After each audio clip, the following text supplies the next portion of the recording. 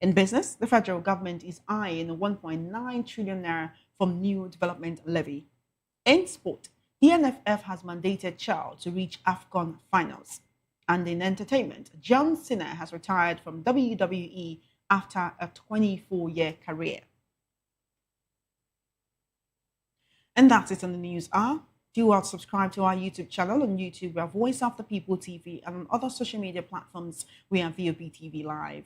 If you witness news happening near you, we want to hear from you. Send your eyewitness reports, event coverage requests, photos or videos directly via WhatsApp to 0814 606 4057. You can also reach our newsroom by email. It's news@vop.ng. I am Chioma Innocent. Thank you for watching.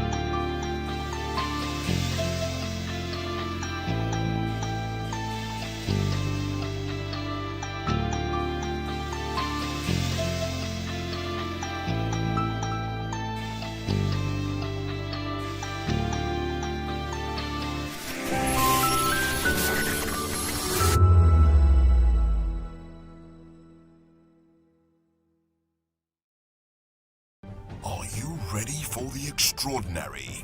Something big is happening on your screen. Introducing VOP TV. Now streaming on SLTV channel 264. From breaking news to captivating conversations, news analysis, giving you all sides to the story. We bring in-depth discussions on the issues that matter, from politics to sports, entertainment, and lifestyle. VOP TV on SLTV channel 264. Join us as we redefine what television means to you. Voice of the People Television, VOP TV. Now you have more than a voice.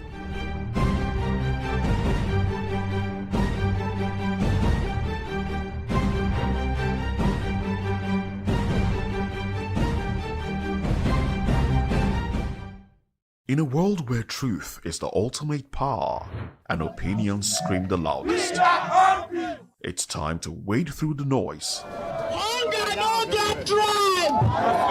Hunger no get religion! And scan the human interest and trending topics that matter.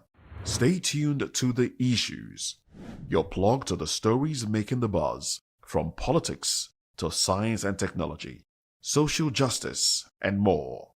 Let's tackle the tough questions and expose the truth.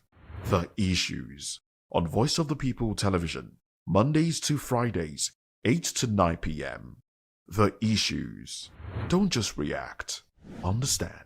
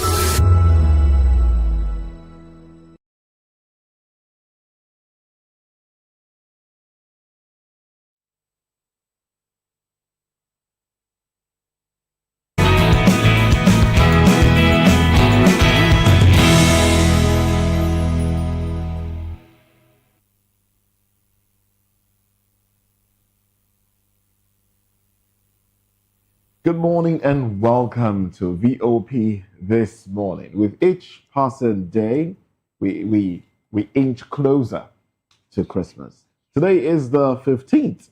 Yes, the 15th day in November. That leaves December, I beg your pardon. December. And that leaves, Christmas 10 days away.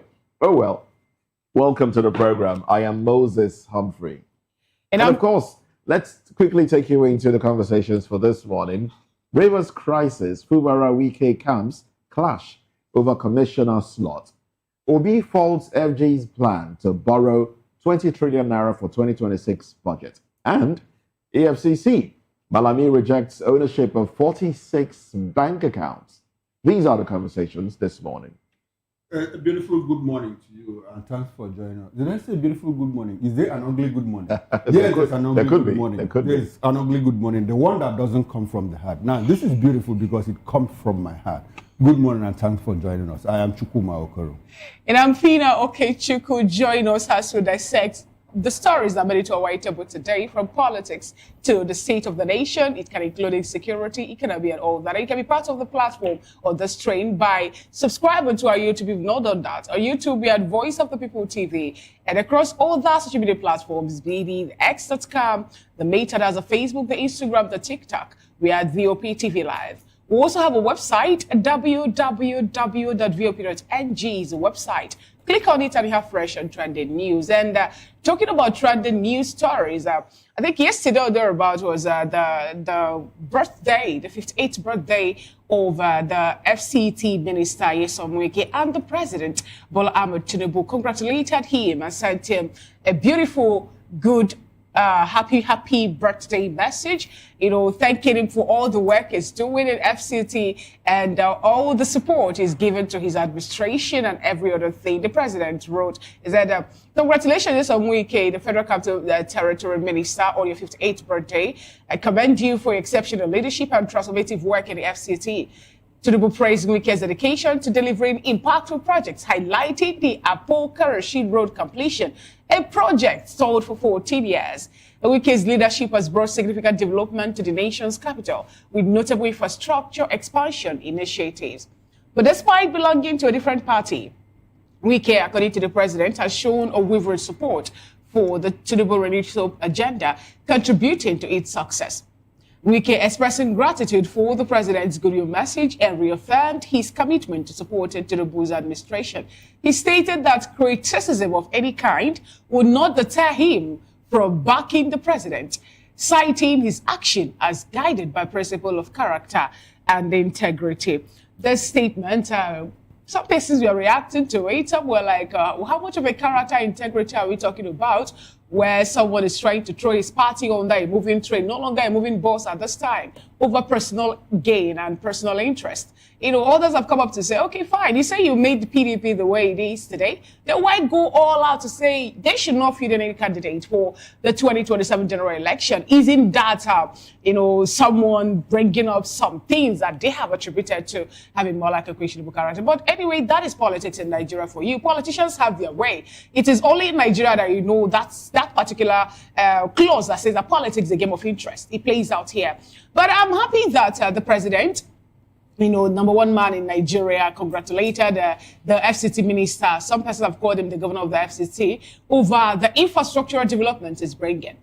All the same, I will still go back and talk about the people who are protesting non-payment of their money. The local, or rather the local contractors that we have in Nigeria were protesting that they have contributed in helping out and making sure that some of the infrastructure development that we're clapping for today, are being done the way it is, but they are yet to receive their pay. What we saw was some overzealous security agencies using tear gas to disperse them. I think this birthday celebration, 58th birthday celebration of the minister, is going to come with a whole lot of things. The FCT, National Association of Resident Doctors, have decided to say, okay, we're calling off the strike for the meantime. And I hope the FCT minister will look into that too. And the children who are also on strike, the teachers who are protesting non-payment of the wage award and also the minimum wage too, I believe he will do, what I'm talking about, giving them birthday gift by changing the hand of clock and make sure that the FCT is working. Shouldn't give them birthday gifts. He's not giving them birthday gifts if he gives them what is what they are due entitled to. them. Exactly. It's because of things like this that some people will keep things that were meant to be shared, for the people, to want to share it on their birthdays as birthday gifts. No, it's not birthday gifts. Yeah, Mr. Project. Yeah, it's a good thing. You're putting up projects. Did I say Mr. Project? No, that's what they call it. Okay. It's a good thing that you're putting up projects and the rest, but that's the responsibility of government in the first place. Exactly. It's the responsibility of government to put up, to build roads, bridges, flyovers, and the rest of them, potable water. So when we talk about these things like it's some major achievements, we give politicians, we add shoulder pad to their dressing, and then, they raise their shoulder high like they're doing something. It's the responsibility of government. Yes. He's 58, by the way. We're just talking, not too long ago, like how frail he looks at 58. He doesn't look strong. Maybe it's the burden of leadership, of projects. It could be the burden, or it could be other things. But I know some people it have could also said be lifestyle. It could also be lifestyle. Some people have said, "Oh, he takes a little too much of liquor and the other things." But whatever the case may be, I think he needs to, take the statement from the presidency. I think Wike needs to learn politics. Yeah, he needs to learn how to play politics in such a way that you don't just say all you feel, all you want to say every time you want to say it. I think the presidency, this is my opinion. Yes. I think the presidency and you're entitled to it. Is playing politics here because a lot of people are calling for the sack of Wike. And I think President Bola Tinubu, after 2027 elections, might discard Wike. Already, we have seen the alignment of the governor. The governor is the best person to deliver a state to the president during elections. Now, the governor has aligned. And the governor also is aligning to save his own head. All right? Now he has direct access, as they say, to the throne. He has the direct access. Yeah, the other day he was seen to have gone to see to speak to the, to speak to the president one-on-one, which some have said whittles down the powers of Wike as the middleman. Now, with that direct access, Wike's influence waning, right now, his political career seems like it's on the fringes because he doesn't exactly have the grip of the PDP anymore. He can't run to the AGC because I'm not sure they want him, especially for his antecedents. The SDP cannot take him in. He can't go to Labour Party because Labour Party might be, I don't think he has what it takes to pull crowd into Labour Party. What's that party that won when similarly did elections in River State? Accord. That's Accord Party. APP. He can't go to APP. I'm not sure he has what it takes. So basically, if he manages, and in fact, those in the APC don't even want him. They don't want him to be officially part of the APC because a lot of stakeholders in the APC know that, look, if this guy can go to the extent that he has gone to destroy a party that he built, what is there to say that he will not destroy the APC if he comes in as a full-fledged member? All right? You can't rule that out. So, he has something lingering on his head, lingering over his head that will make him a pariah for people to want to associate with him. Those that he helped to get there, some governors, they are all dissociating themselves from him. So right after 2027, I wonder if he will remain relevant after 2027. And he hasn't shown to know how to handle issues. Take, for instance, the issue with the Yarima officer. He hasn't shown that he knows how to handle issues. So if he manages to remain as minister under Tinubu's administration up until 2027, I strongly feel he will either be, silenced, by just stay there and do your thing, or be pushed out. Well, anyway, let's celebrate his 58th birthday. It's a good thing. Yes. He's getting closer to 60, and one day he'll become an elder statesman. And yes, and then we'll maybe write a book someday. Yes, his memoir. Yes, we need to see his memoir. That seems to be the way well, to go. yes, let's wish again some Wike happy birthday. Before I talk about the political permutations of 2027 to 2031, I'd like to talk about, first of all, Wike, I've congratulated him. Happy birthday to him. I mean, life is good, love is beautiful. And but I would like to talk about what the president said, that he's a shining star. The president has a reputation, for harnessing his own ingenuity, his creativity in the service of madness. If president could come to say, like, Wike is a shining star, in what direction is he shining? Mr. Projects. Okay, Mr. Projects. Yes, he has built projects, which, by the way, is the reason why he was appointed in office. But the president, like I said, has a reputation, for harnessing his ingenuity in the service of madness. I would like to talk about the people that are surround the president. People of the same character. And they say that birds of the same feather do what they flock together. Nyesom Wike, Daniel Bwala, Reno Mokiri, FFK, Yakubu Mohammed. These are people that Nigerians have nothing good to talk about them. And man, these are the people that our president wakes in the morning and says, look, he's a shining example. So what does the president represent? It's the 48 laws of power. 48 laws of power at the detriment of who? Use your At the detriment. The 48 laws of power was written by a white man. It was not written by a Nigerian. So Now when the it gets white to men that, that wrote 48 laws of power use it to their own benefit. But we use it to This is our own his disadvantage. benefit. No. But personal benefit, is it altruistic? It is not. For the generality of the people. what again is the benefit? Now, of people are politics saying if any not country that interest? Reno goes to, Nigerians mount a campaign there and say, look, we don't want this man to represent us here. And that is the kind of person that our president is appointing as an ambassador. But the Senate have already Now, told look them at they don't Wike, receive look any at the petition problem from that them. Wike So, is causing what's that? everywhere. In his state, in the party. And Moses, I'm pretty surprised that you think that if he leaves the cabinet, that if Wike drops $1 million in any of the political parties, even APC, PDP, everybody will keep short. Yeah. Instantly. That's bad for the politics. That is we're the playing in politics we Nigeria. are here. That's the politics we play here. Look at Atiku. Atiku has moved from PDP to ACN to APC, back to PDP and to ADC. The moment he drops like $2 million, everybody keeps quiet. That's our politics here. So Wike will, and like you also said something the other time, the president doesn't like trouble. Yes, obviously. He doesn't like trouble. So, and Now, but he trouble seems to be coming from other angles. So he will basically just weigh which trouble will topple his administration. Which one is worth keeping. You know what he will do? He will tell Wike, go to Rivers and work with Fubara to deliver Rivers. That's all. And if Wike does that, in 2027, he will remain. Even if not as FCT minister, he will still be part of that administration. Fubara will deliver. Fubara will deliver. If Wike gives him, if the president, as much as tries to do any funny thing with Wike will go back to Rivers State and cause trouble for both Fubara and the president. Already, there's and he has the trouble capacity to do that. How will he be able to do it? Except he is thrown into detention.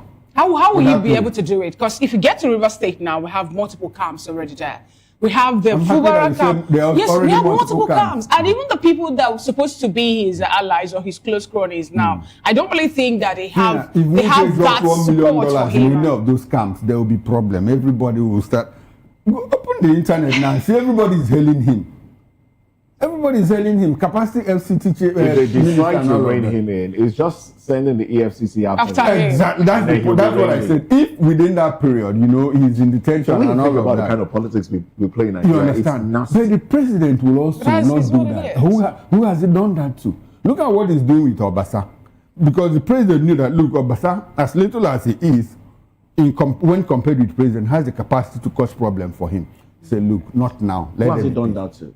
Who? How about the former EFCC chairman, the former AGF? Malami? Abubakar, yes. Was He's that having issues now. I don't really think in the same camp? That's another thing. Yeah, but that's another thing to look I've at. never been in the same. I'm talking about people that are close to the moment you get close to the president, he knows how to manage you and manage you out of. So you trouble. can say he's a strategic politician. And manage you out of where he's trouble. And playing manage it. you out of trouble. You understand? That's it for me. But like I So said, Chris Ngige should find his way to get close to the president. I don't know why they are. That's after Ngige in the first place. I don't know. And Ngige said something. I don't know if that's an AI generated or what. But I think Ngige must have said something in that direction. He said that, look, from what I watched, he said that, look, there are different laws for different people. Somebody said something, depending on which part of the country he comes from, he'll be in trouble. Now, Ngige was busy defending the APC. At that point, he didn't know that he's from the Southeast. No, he did not. Now they have captured him. He's now playing on the sentiments of Southeast.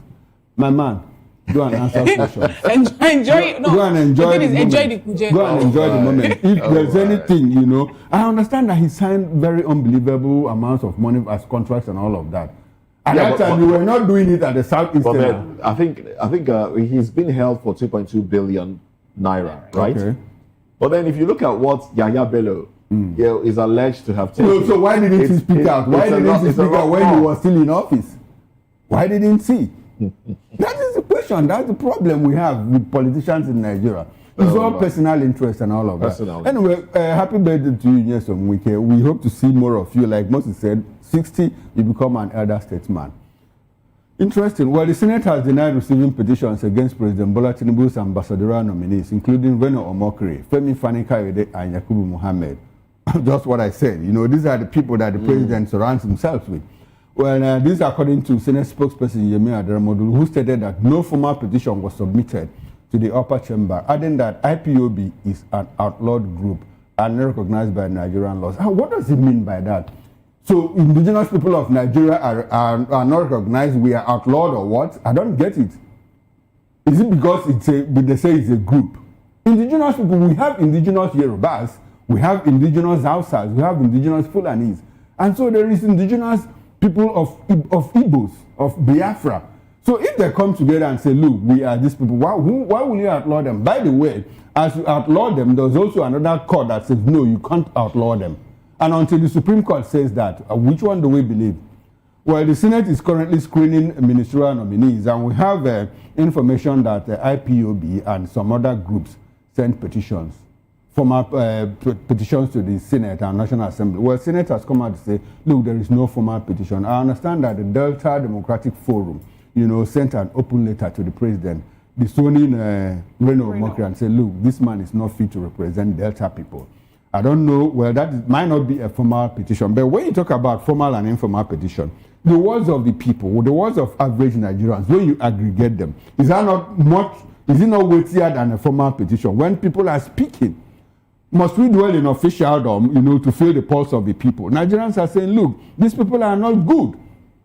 If you want to reward them, there's no problem with that. You can reward them with contracts and all of that, even local appointments. But why will you send these characters, these infamous characters to go and represent Nigeria? President, it is not about you. It's about Nigeria as a country. It is up to. Sorry. No, go ahead. No, you go ahead. It is up to the representatives of the people. Okay. To further buttress the position of the people.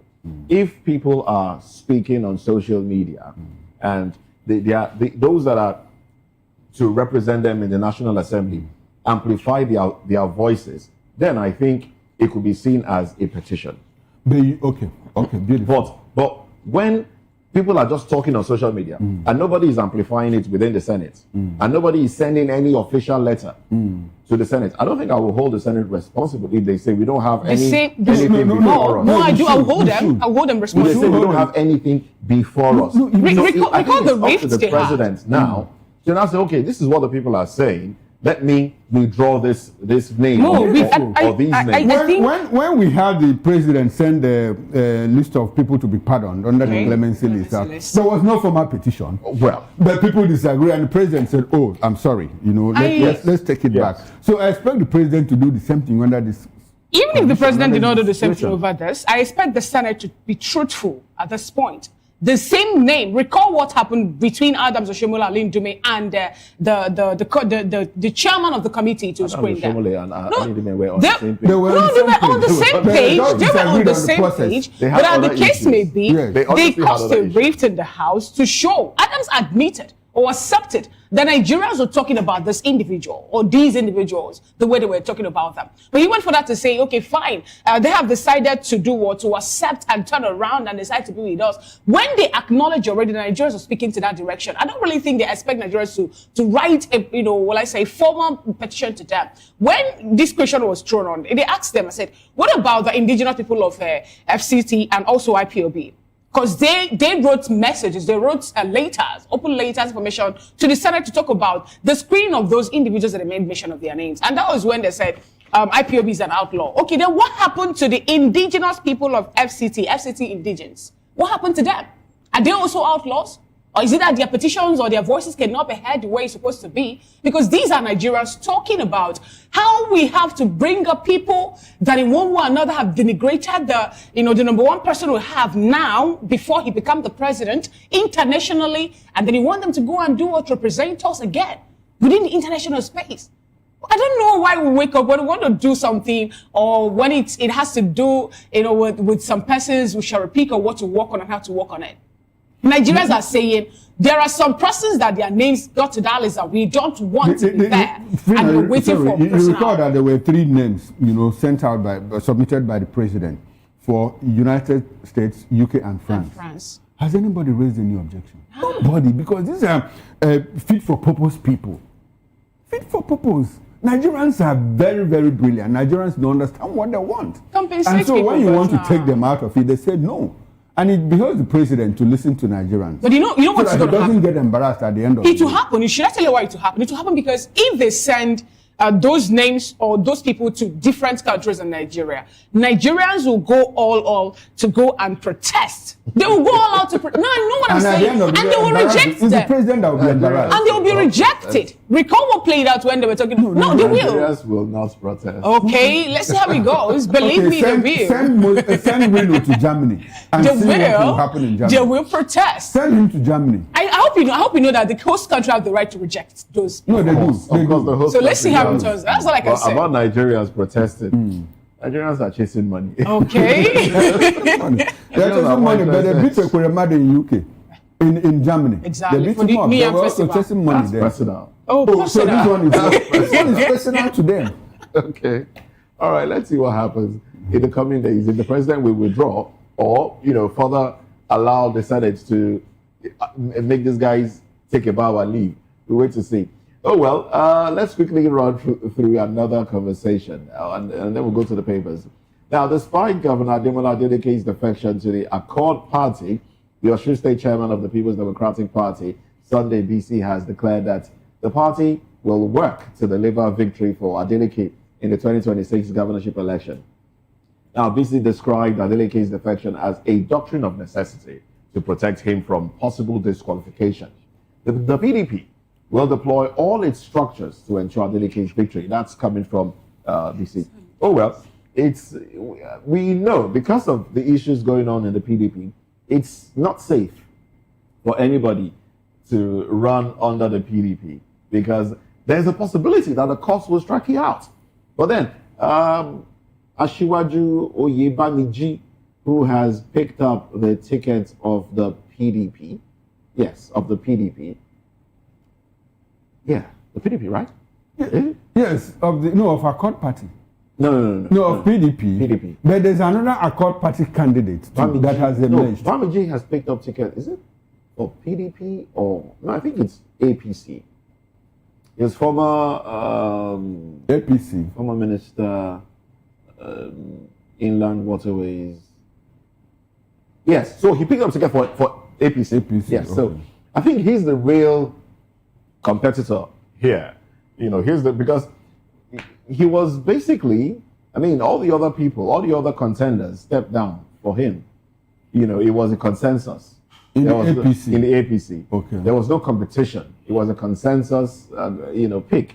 So I think that's the real competition. The PDP candidate who I learned got about 900 out of 950, 59 or 57 votes, got about 920 something. Yeah, I don't think he's so much of a competitor in this race now. So it's between the APC and APPDP. That's Accord Party PDP. So that's where that's those that will be competed. So there's problem in Accord Party at the moment. There is. Yes, because another candidate has emerged. But INEC says, well, we don't recognize you. It's Adeleke that we recognize. But I think Why are you taking? I don't know I don't know the card Adeleke is playing. Osun State might just be one big trouble. I doubt if it will, because I believe the people was. You know why? PDP is coming to say, the PDP itself, a faction of the PDP is coming to say, we are going to work for Adeleke. Mm-hmm. Now, there is problem in Accord Party as we speak, and there is problem in APC. APC. So, at the end of the day, it might just be a very slim win for Adeleke. It might be. But there's going to be trouble. And the presidency is already, congratulating Oyebamiji, saying, look, be magnanimous in victory. Okay, they've already told him that he will lose, But in a free... He'll win. They are telling him that he'll win. No, that who will win? Bamiji. I don't think they'll play that. When I hear about Asiwaju, I get scared, but go ahead. Asiwaju is just a title. A title, yes. Okay. So they are congratulating him. Asiwaju Moses. I mean, the first. Okay. Moses. Okay. So from today, call me Asiwaju. Asiwaju, okay. So they are congratulating the Asiwaju. Yes, the candidate for congratulating him ahead for winning the primaries and then, ahead of the elections in 2026. Okay. And saying, look, be magnanimous in victory if you win or when you win, whichever one. I don't think that will play out. I see Ocean people being wise enough to decide who. Nigerians. No, you know what? You know what I'm saying? Because if you check, I don't really think those factors will play out here. Because if you check what the APC said, I think on Saturday or thereabout, they even gave out. No, I'm serious, more. Imagine calling the likes of Yaya Bello to say you have a work to play, in making sure that every other places is being decided. You're still being sentimental. I'm not being sentimental. I am not being sentimental. I know what I'm saying that more. They say that losing Anambra State is the only loss that they will register in this year, in this dispensation, within this present administration under the APC. And every other state will be with them. And I just laughed. You know why I giggled? I giggled because I believe that. Abu Kefas, governor of what state, has defected to the APC. It's not about the defection now. So APC is just swelling it up. Don't forget that some persons who moved to APC also agree. Osun State being the governor's home state, the president's home state, the president might likely want, to also win his that will play out. Look, there are some the major competitor for Adeleke is the APC guy. No, certainly not the PDP. PDP is also. There are some people that, if they happen to be the ones going up for this particular vote, I will be worried about it. But believe me, with Jackson Adeleke, I think it's let's get into the papers. Let's run into the papers, Fina. Do you have papers in front of you? Let's have it. All right. Okay, I would like to start off from the cover page of the Nigerian Tribune. The window headlines are: twisting $1.5 billion milk import bill as Nigeria turns to Uganda despite large cattle population. Nigeria's foreign trade grows under Tinubu's surplus. Hits 6.7 trillion naira in third quarter of 2025. Total trade at 8.93 trillion naira in quarter 3 2025. Trade surplus 6.69 trillion naira in quarter 3 over 2025. Export up over 250% in 2 years. The banner headline: multi-party democracy under threat. Atiku, Mark, Obi, Oyegun, others raise alarm. Right after that story, writers are: the crying politicization of EFCC, ICPC, please demand establishment of independent body, review FG, state finances. Failed opposition engaged in subterfuge, searching for scapegoats. That's coming from presidency. All right, taxable persons failure to register for tax to attract 50,000 naira fine. I'll take that again. Taxable persons failure to register for tax to attract 50,000 naira fine. The story is on page 7 of the Nigerian Tribune. Ebonyi government to give each civil servant 150,000 naira Christmas bonus. From the health sector, vaccine to fight cancer on the way. That's coming from researchers. The story is on page 2 of the Nigerian Tribune. ECOWAS leaders meet in Abuja, says West Africa's unity not optional. Coup, terrorism threaten region's democratic future. UN-AU warns. Adeleke's emergence remains valid. Accord Party Southwest leaders. Faction holds parallel Guba primary. INEC unaware of exercise. The bottom strip headline, FG bans admission, transfer of students into SS3. Those are the stories you'll find on the cover page of the Nigerian Tribune today. Yes, of course. And then we'll go deeper into those headlines and more at 10 o'clock during newspaper review. That's Chukuma and I. But in the meantime, let's go into what's happening in Rivers State. Fubara Wike camps clash over commissioner slots. Well, let's talk about this when we come back.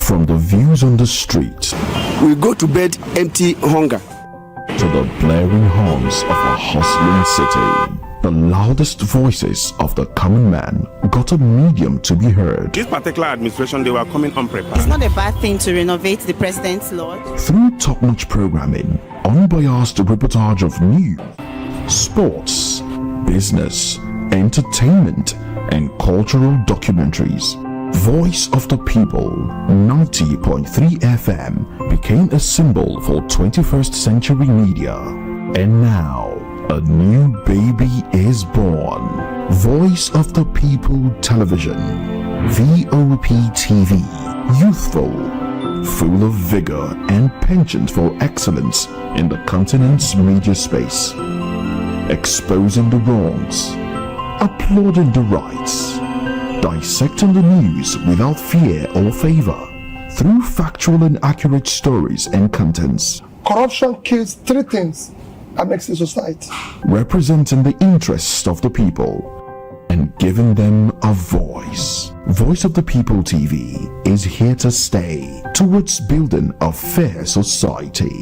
VOP TV, Voice of the People Television, truly a voice for the people.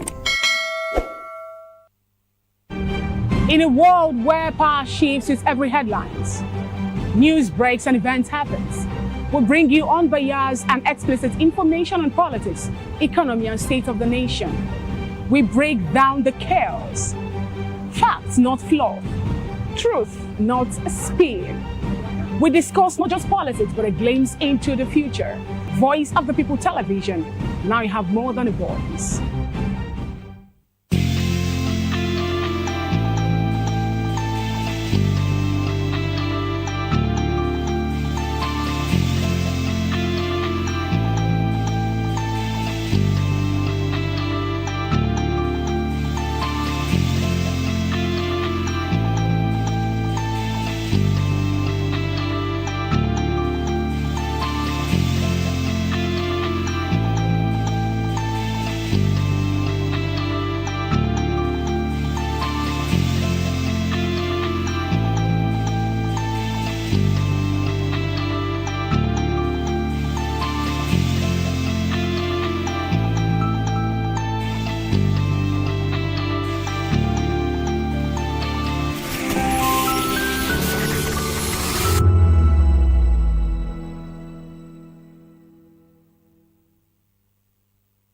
This is African News on Voice of the People Television, where we don't just bring you the news, we bring you Africa's heartbeats, the policies that shapes our world, and the economy that determines our future.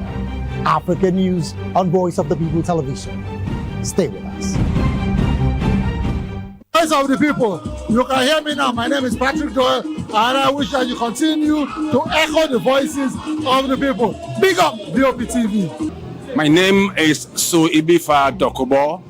Please keep watching VOP TV. Hi, my name is Kwekumali Ikenda Onyekwena, and I am with the Voice of the People TV. Now, if you're looking for the veritable channel for information, politics, robust discussions, you don't need to go far. VOP has you. VOP will always have you. Thank you. Hi, my name is Patrick Diabwa, aka Ibani Chuka. I'm the Eagle King, and you are watching VOP TV. Stay with us. 2564 is coming up on Barney 9, right? 2564 Atlantic. What happens in the hush behind hangar doors? Who signs the papers that gamble with lives? Which truths were grounded before they even ever had wings? If you've ever buckled a seatbelt at 30,000 feet, if you've ever stared out of that tiny window and wondered who's really in control of the skies, it isn't just flight, it's power, it's politics, it's pressure sealed in steel. We're peeling back the clouds from runway risks to sky-high secrets. We're diving deep where most dare not to look. Aviation Scope, every Sunday at 7 p.m. only on Voice of the People TV. We don't just report, we reveal. We don't just ask, we uncover. Because when it comes to the skies, ignorance is turbulence. Aviation Scope, the sky isn't the limit, it's just the beginning. Uyi Osarite is my name. I am a friend of the microphone. I talk and get paid, and I look forward to being your studios. Voice of the People TV. That name is unique, and the brand is very sweet. I like the packaging, picture qualities, camera qualities, and then of course, the quality of human beings that I see sometimes on your channel. I mean, like, well, this TV station will go places. Voice of the People TV. Oh yes, you are on to Voice of the People TV. Live here in Benin City, the cradle of black civilization. What are you waiting for? Tune in, bro.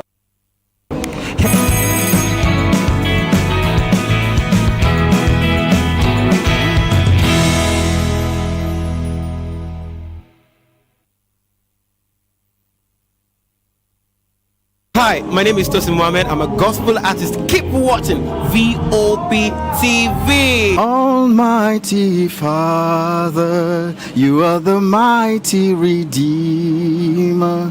We've come to worship at your feet, oh Lord. This is Ayotunde Adejumo, chilling with you on the Voice of the People TV. Don't touch that remote. You are where God wants you to be. Listening to the Voice of the People TV. The Bible says we should give thanks in all circumstances, and all circumstances include the good times and the bad, the high times and the low, the times when everything look as if they are going well, and those times when Enugbe, the ground is dry like the sand in the desert. Those times when you feel like giving up, you should give thanks still. My name is Jeff Melu, and I'm a gospel poet, and you should keep watching VOP TV. Don't touch that dial.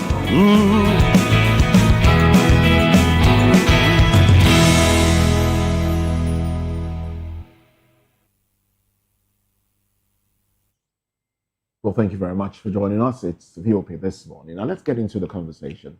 A fresh row is brewing between Rivers State Governor Siminalayi Fubara and Minister of the Federal Capital Territory, FCT, Wike, over unresolved aspects of the peace deal brokered by President Bola Tinubu.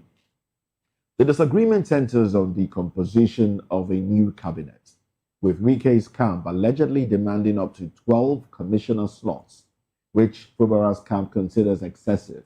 The crisis between Fubara and Wike began over the struggle for control of the state's political structures and the legislative authority. Well, President Tinubu intervened in June 2025, brokered a peace deal between the two leaders after a closed-door reconciliation meeting at the presidential villa in Abuja. We all know all of that. However, months later, the rift seems to persist, with the heart of the issue remaining the composition of the new cabinet. A top People's Democratic Party official questioned the demand, saying, if you want 12 commissioners, what will the governor have left? The official added that asking for 3, 4, or even 5 commissioners might be responsible, but 12. And of course, this is coming after basically chairman are Wike's men. So if Wike has the local government's chairman, and then he wants 12 commissioners, that's taking everything from the governor. Oh well, another individual, a PDP stakeholder, Chimelem Wodi, who is also an ally of Wike, dismissed the claims as baseless, stating that Wike had no need to hide any agreement and that the matter had already been settled. But does it seem like it's been settled? It doesn't seem so. Well, we do have Barrister Darlington Agumo with us, joining the conversation, and we'll also be joined by Comrade Roy Oriabo, who's a public affairs analyst. And, well, Comrade Roy joins us from our Benin station. Good to have you join us, Comrade, this morning. And Mr. Darlington Agumo Esquire, thank you very much for being part of the conversation as well. We'll also be going to our Port Harcourt studio, where we have Archbishop Dr.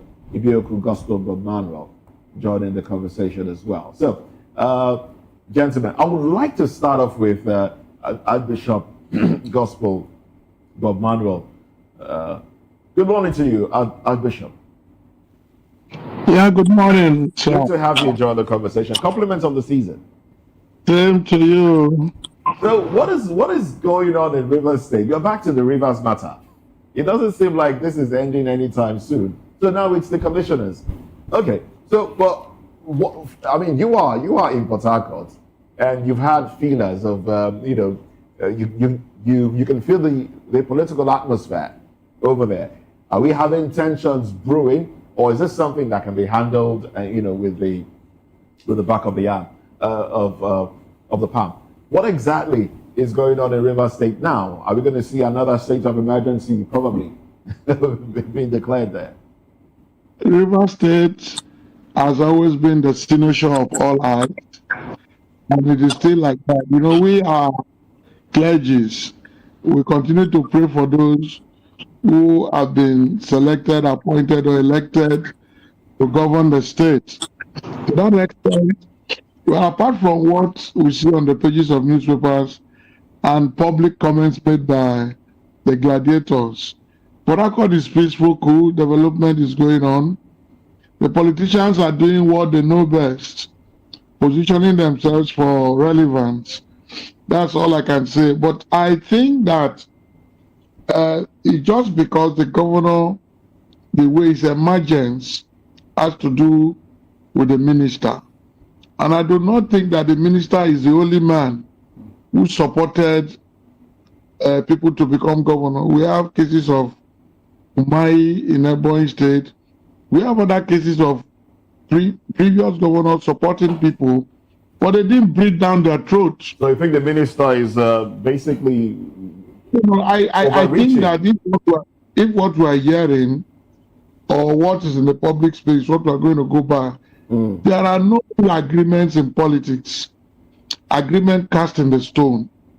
There are none. Even people disobey the laws of God and at times ask for forgiveness. So if you look at the Rivers State matter, it is becoming embarrassing to those of us who are stakeholders. Politics, what they do behind the scene, we should not even know how people are appointed. Of course, at every given time, people are appointed by recommendation, or no matter how they emerge, by communities, by godfathers. So this is just like any other where somebody will be responsible for projecting the perhaps the lucky ones or the people they're comfortable with. So when you talk of something as small as commissioners, somebody who's already a minister, if you have followers and you have so much resources, can't you empower them? A commissionership is the name. You are not going there to steal money. Okay. These are people who even their private investment can take care of some of their followers. We need people in public offices that actually can and should not be stooges. They should be there to deliver. Rivers State is a very sensitive state. Our development is like affecting the entire nation. A lot of people are resident here who are not even indigenous of the state. Okay. So we need serious-minded people, not people that are going to be errand boys. They make us feel that's what that people are asking for. People that have their own minds. People want governance to go whichever way they want to get to it. They can do it behind the scene. And as time is going, if you don't have commissioners in relevant ministries, it will affect governance. Why should it be a particular people? Actually, it's the governor's prerogative to appoint anybody that wants to work with him. But because of the reconciliations and the past problems they've gone through, maybe it's also giving chance to other stakeholders. All right. That does not mean he has committed any crime. All right then. Thank you very much, Archbishop. Let's bring the conversation to the studio, and then we'll go back to Benin, where we have a Comrade Roy Oriabo. Barrister Darlington, does it seem like Wike's influence is dwindling rapidly? I mean, but he has the local government chairman. I mean, basically, he has his men there. But then asking for 12 commissioner slots. Look, each time I hear this story from River State, it saddens me seriously. I don't see why this thing should continue. After Fubara has defected to APC, I thought this matter should go over. I mean, all of this, these things were on ground before he defected. After that, now that was part of it now. He's now an APC man in River State. He's the leader of the party. He's the chief security officer of the state. Why is there this issue with Wike? By the way, what role is Wike playing in River State? What role? Is he the only governor that handed over to somebody? Political godfather. Look, Moshe, please. When a greeting has passed the airport, it is no longer greeting. It's a fight. Fubara, you are now in APC, and you have the ears of Tinubu. So, do you think being in APC saves the governor from Wike's influence? Of course, he's the leader of the party in River State. Wike can no longer. He was the leader of the party in the PDP. Sorry? He was the leader of the party in PDP. That one is past now. It's past.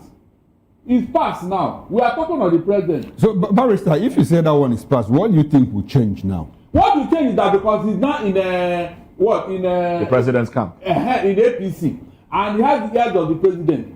I expect Tinubu and Fubara to talk together and tell Wike to stay clear of River State. How possible do you think that to be, Barrister, given the fact that we have 2027 election coming up, and we can also say we saw what played out in 2023? Look, do you think that in any way is going to, yield any fruit? Who is really the major gladiator in River State? Is it the governor or the godfather? Listen very well. Wike is as important as Tinubu have allowed him so far. Are you getting what I'm saying? When he was neither here nor there, we gave him, Tinubu gave him that privilege. Now it is over. Like Fubara was saying, if you want to become an APC man, don't go through the back door. We don't know where Wike is now. So on what basis? On what basis is disturbing that state for God? Is there nobody in River State? So going through the back door. Yes, because can't you see, Wike is neither here nor there. You can't say now that Wike is he's still supporting the president. He's still supporting the president, saying that he will do everything within his power to give him what he deserves. Whatever you are supporting, you must do that in a party. You can't be here and there. That means you're a deceiver. Nobody knows where you are at a point. Is that what you call a human being? Barrister, you see, when people say that Wike is neither here nor there, a lot of us get confused too, because Wike has at no point, in fact, he's a faction of the PDP. They are planning to conduct national convention. But he works for an APC government, and of which the same PDP gave him the approval to go and do that. Wike has no point said, I am no longer a member. Look, leave all this thing you are saying now. How will we leave it? Listen, now that the pendulum has changed, or it has now swung towards Fubara. Fubara is now in APC. And as the leader of that party in River State, he holds the S. Yes, he is now holding the mantle of leadership in Rivers State as an APC governor. So on what ground will somebody who is neither here nor there be stating for you? Fubara is the APC governor. Wike is in control of the 23. No. Listen. Wike is in control of how many of the legislators? Listen, that was before. When Fubara was in PDP.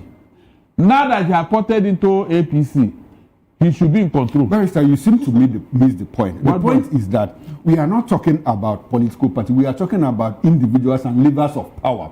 Who controls these people? Listen very well. As at that time, if you check, the 27 lawmakers have divided.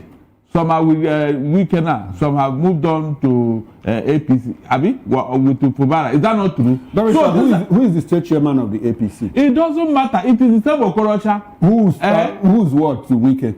I don't know. He's Wike's man Friday. No. Some of them are changing their position. Look, it requires only Tinubu to solve this problem. If he truly wants peace in Rivers State, tell Wike to stay. So now we are calling on the president. Yes, tell Wike to stay. If he now declares another state of emergency, people will raise their voices again. No. Why would he declare state of? What happened? No, tell me, why would he declare? I think we should leave the president out of it. That's my opinion. No, what I'm saying now is that he should tell Wike to leave the governor. After all, he's an APC governor.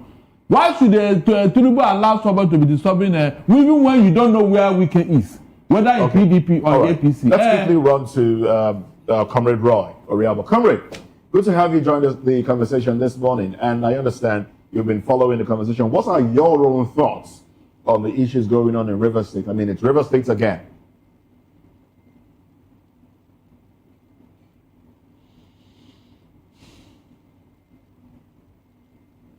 We seem to have a little bit of an issue with the audio coming from your end. We're unable to hear you. I guess we need to get that fixed. It's disappointing and very embarrassing that we are still talking about Fubara and Wike. I'm telling you. It's very embarrassing. I bow my shit because I find it difficult to reconcile the whole position. My father once told me that there is a limit to indulgence. Wike continue to terrorize Fubara. It's no longer fashionable. It's no longer something that at the time I was in support of Wike because I believe that Fubara should demonstrate that loyalty to him. But it's getting out of hand. When a society decided to marry for one of their kindred, they don't also follow him to perform the inner room activity. Fubara cannot be a governor and not a governor.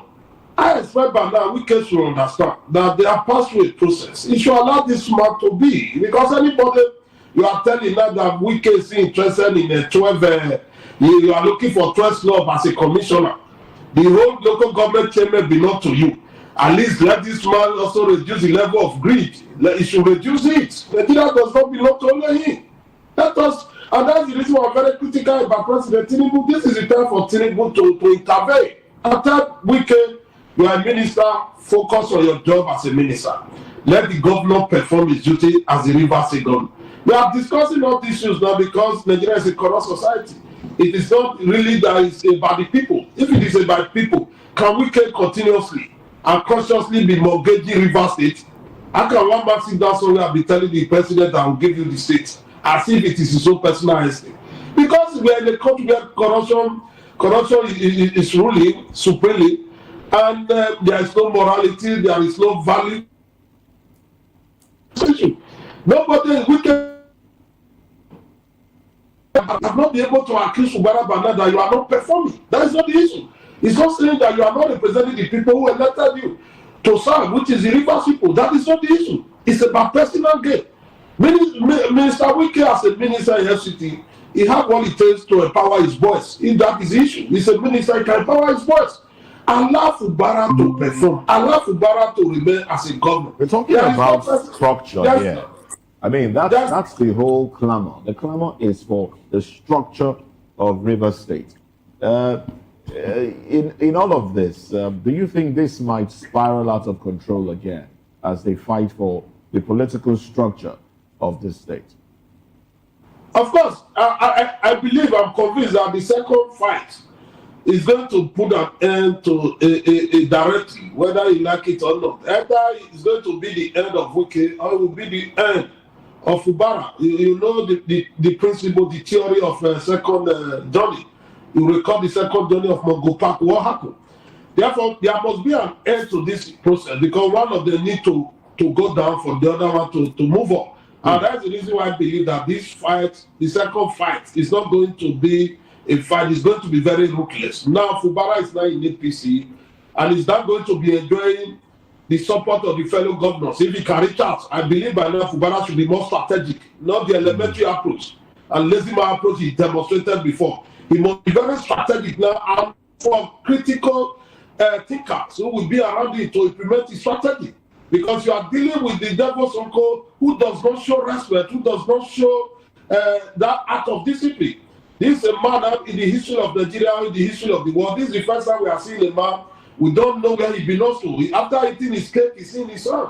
Is it not enough for the president to be very bothered about the man called Wike?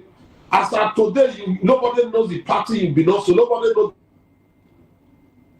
Any person will have it in our saying that once you say your brother, even the buyers will not trust you. They might not allow this man to be close to APC because of the role he played in PDP. And consciously, he's still doing it. PDP is going down, and is the sole financier, is the man behind it. You expect APC will be willing to accept this man to their fold, considering what he has done to the PDP is coming from. These are some of the issues we need to be the president and the APC also bothered about. But as now, quite very fundamental is that the president must prevail on Wike to allow the president again. Okay, the president's name coming up again. Archbishop Dr. Bomandro. Now, Comrade Roy said something. I want to pick my next question from there. He said, one of them needs to go down. And already, there are feelers that Wike seems to be falling out of favor with the man that appointed him.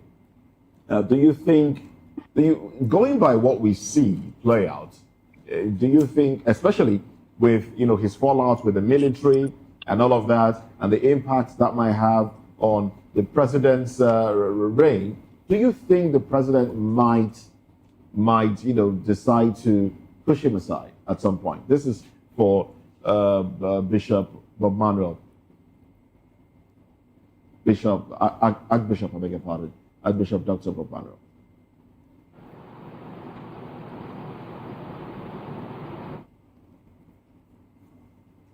All right. Okay, unfortunately, we've lost connection to him. Barrister, yep. Can you respond to that? Look, it will have effects if Tinubu is not careful with Wike. Seriously. Because if we can realize that he's losing out, he may go for Brooks. And if that happens, EFCC will come calling. That is what is going to play out at the end of the day. So the earlier... But Wike can sing. Can what? He can sing. It doesn't matter. And when he chooses to sing, birds will fly. No. People may go down. No, not... I think the president would want that kind of, that kind of attention. What will he sing? Look, not where Tinubu is concerned. If they want to deal with you and it's coming directly from the president, there's nothing you can do. If you are doubting me, go and ask Malami and Ngige. Who are cooling off with the EFCC. Why are they not singing? You can only sing when you are dealing with maybe your fellow governor. You can't sing where Tinubu is involved. But do you think that Malami and Ngige's trial has anything to do with political? Do I think? Yes, I'm asking. You are asking me, do I think? So why are they where they are now? Why not? Why not there? Why are they where they are now? I mean, they have questions to answer. These other people that committed war crimes. The last time I checked, Ngige is still in the APC. Yes. These other people that committed war offenses.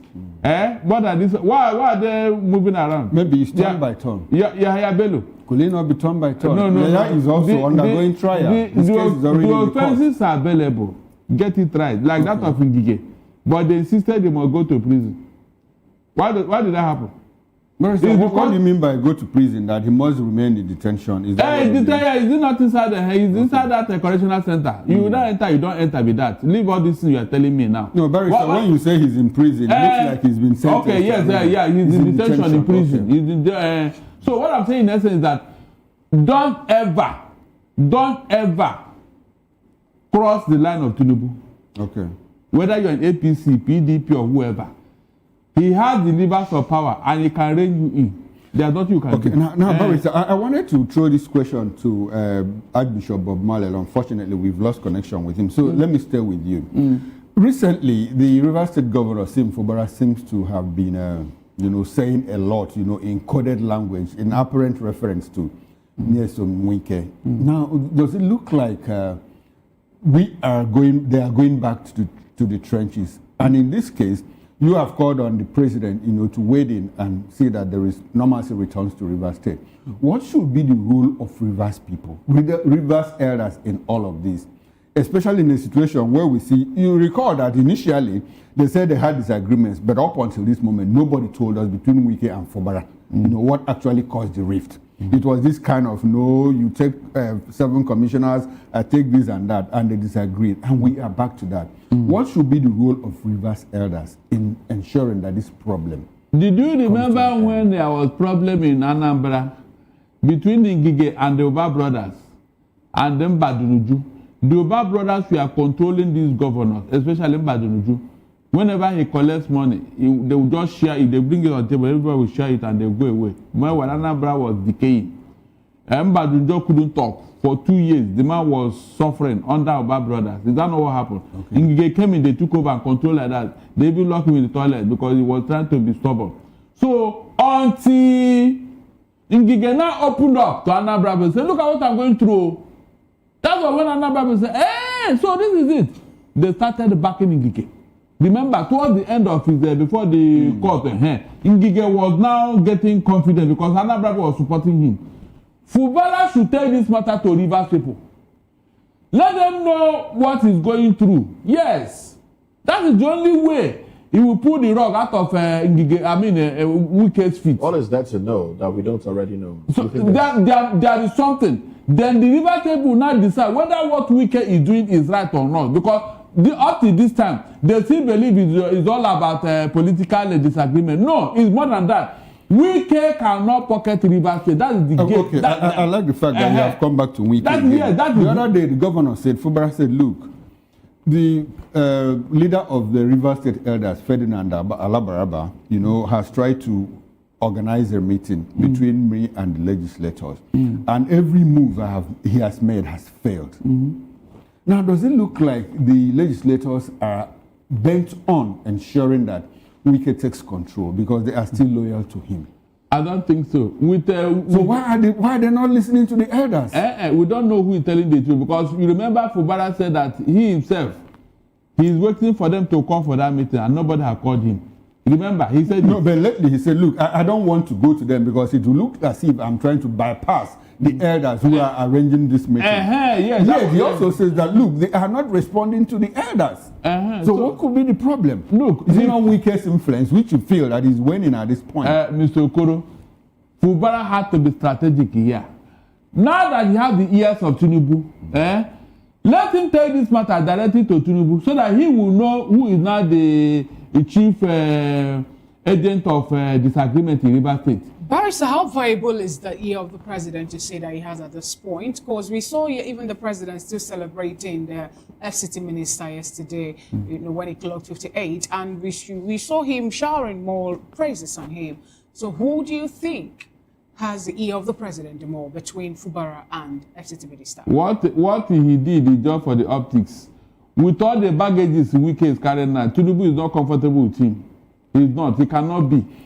Okay. You have so many... Barrister, between Wike and Fubara, who do you think that the president will choose? Right now, the game has changed. It should be dancing with Fubara, who is now the APC governor in Rivers State. And what if Wike goes, if the president sidelines Wike and he goes back to Rivers State to cause problem for both the president and the Fubara? No. He has the word already hit me. What are you telling? He don't tell the EFC to go after him. Yes? Right. Let's get Comrade Dry. He will unleash the EFC on him. That's the fact. All right. Comrade, what do you make of this? We're looking at who has the ear of the president more. Is it the C10 governor of Rivers State or the FCT minister? Of course, people are saying the president should bring Wike in and all that. But we could see also that for now, the president has not said anything anything otherwise. He's still showering him with praises, still encouraging him to do more work and all that. Even when recall that Wike played a good role in 2023 election.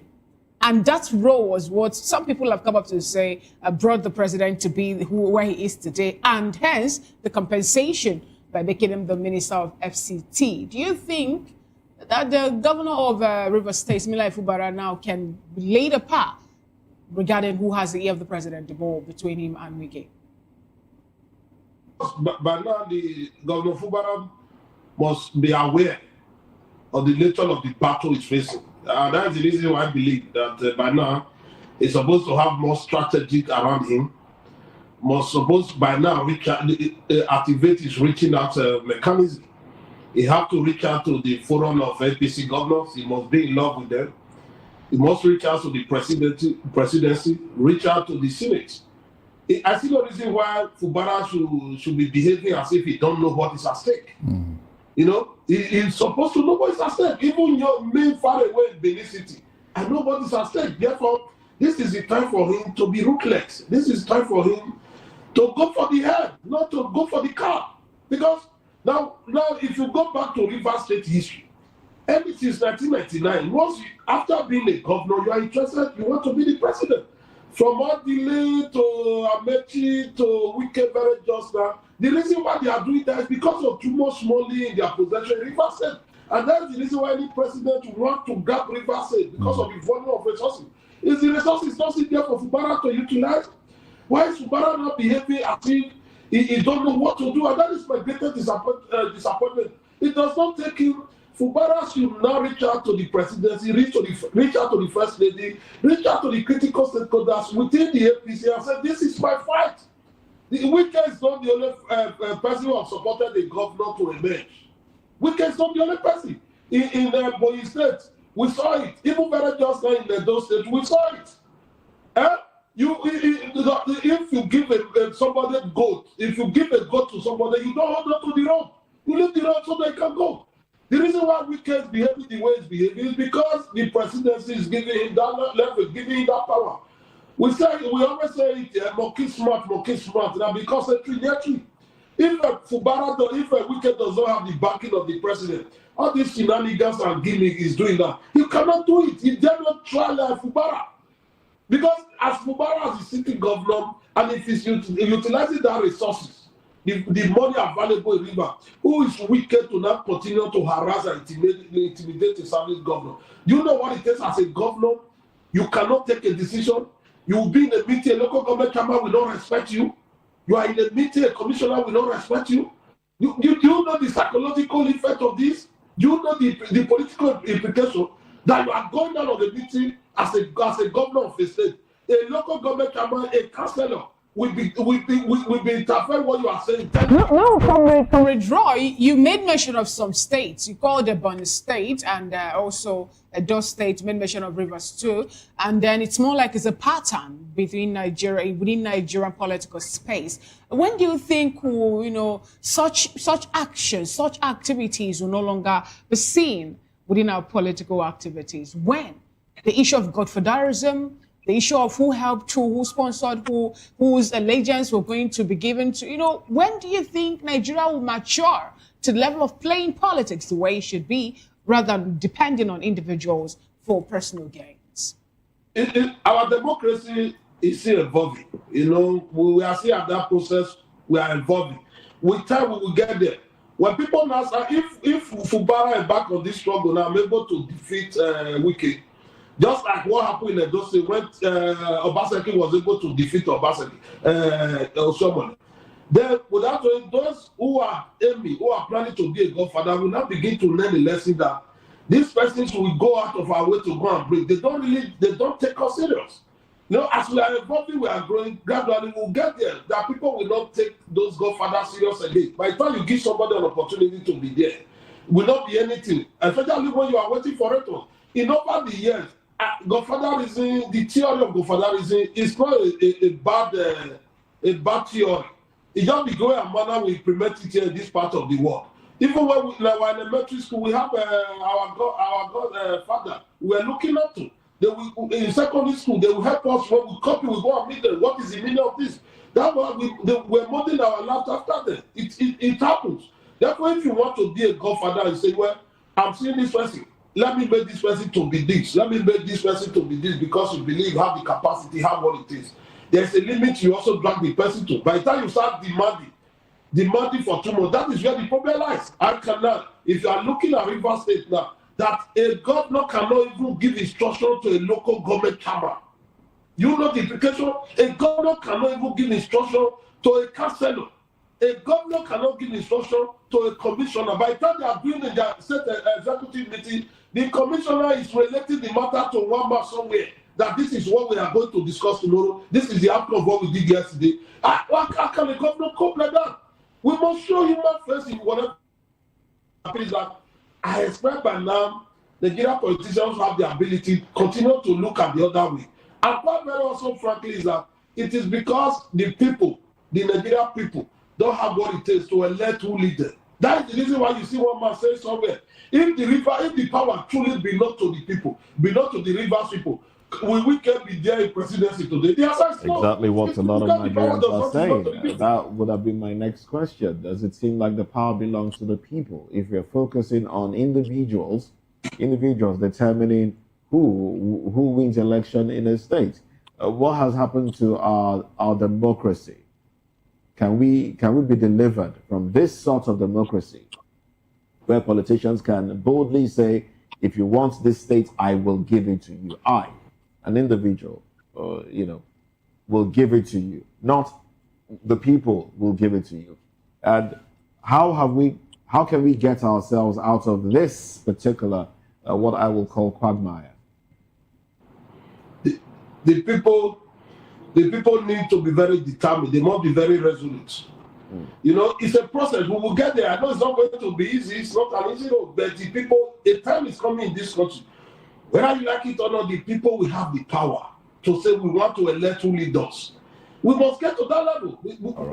Now, we are involved, as I said. We will get there. At the time, there was an election in this country where registration, you were seeing names like McTassey. You are seeing names like Peter Joseph, who were not even from this part of the world. They were in our register, register here as a voter.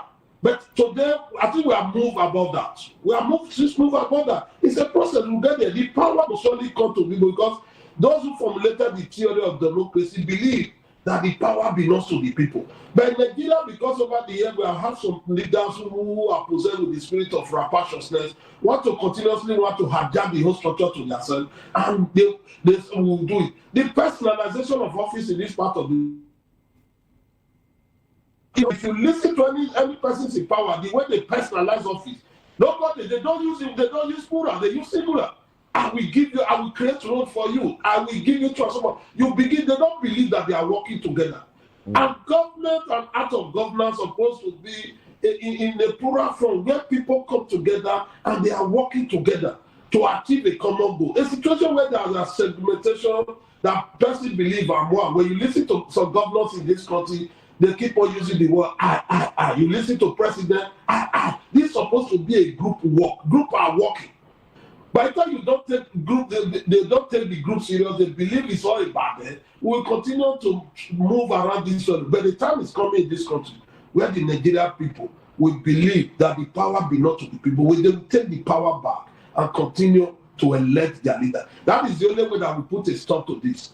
All right, then. Thank you very much, Comrade Roy Oriabo. That's the only way to put a stop to this. Well, let's move away from that conversation. Let's get into another. Peter Obi falls federal government's plan to borrow 20 trillion naira for 2026 budget. Let's dive into the economic angle of things.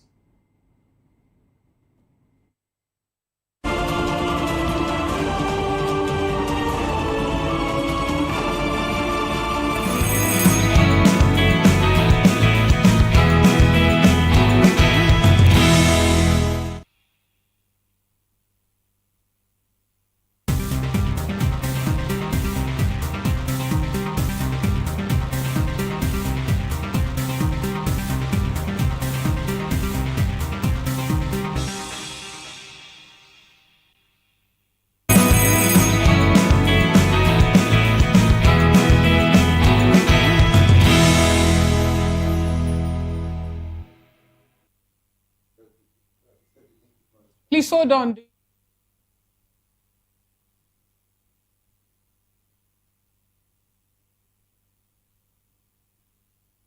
The red carpets, awards, the razzmatazz, music, fashion, interviews, and more. Spotlight on Voice of the People Television. Let's feed you with all the juicy stories in the global entertainment space, bringing you the glitz and glamour as they hot. Stay tuned to Spotlight, 1 p.m. Monday to Friday. Spotlight on VOP TV. Entertainment like never before.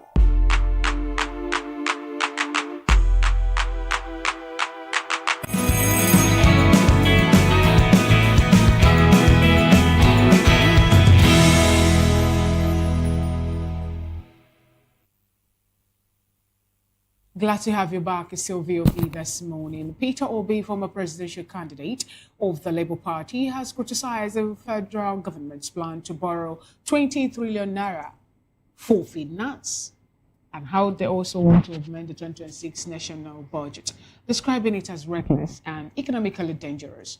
Obi questioned the rationale behind fresh borrowing when debt servicing consumes nearly half of the country's revenue and borrowing requirements have risen by 72%.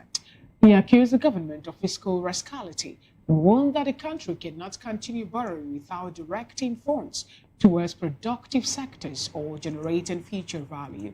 Obi questioned the government's transparency and fiscal responsibility, asking where the revenue from 2025 has gone and why new loans are being sought when the 2024 budget is still being implemented. He warned and urged the government to prioritize transparency and accountability. We still have Comrade Roy Reabor, public affairs analyst, political commentator, and member of the Coalition of Civil Society Organization Human Rights Activist. And also we have from Port Harcourt, Archbishop Dr. Ibiokun Gospel Bob Manuel, public affairs analyst and former National Vice President of Institute of Strategy Management here in Nigeria. Thank you so much, gentlemen, for being with us. Let me start off with you, Archbishop Bob Manuel Ibiokun.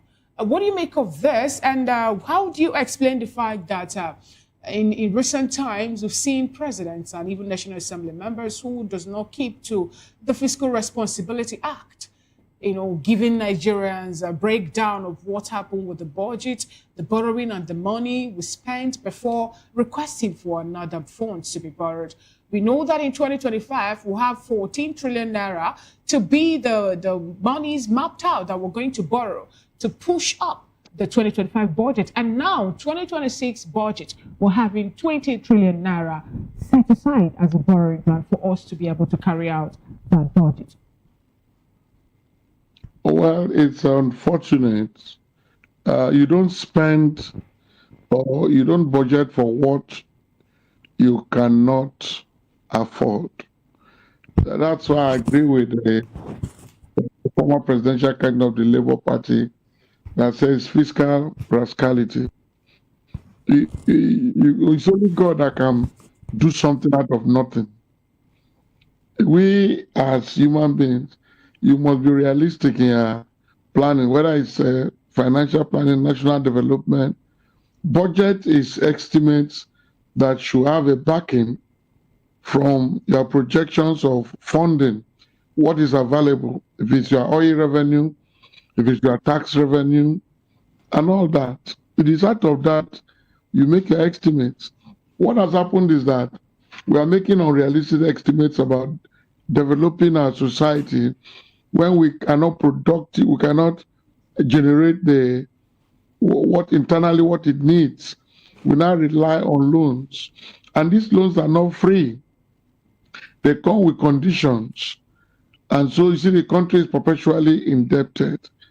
If we want to come out, we have to spend realistically according to what we need. It's just like you as a human being. You don't get all you desire. You get what you can afford. You understand? Like in economics, they will tell you that our wants are insatiable. But the real wants, you do opportunity costs. The real wants are the ones that you can afford. That is your real wants. The other one are needs.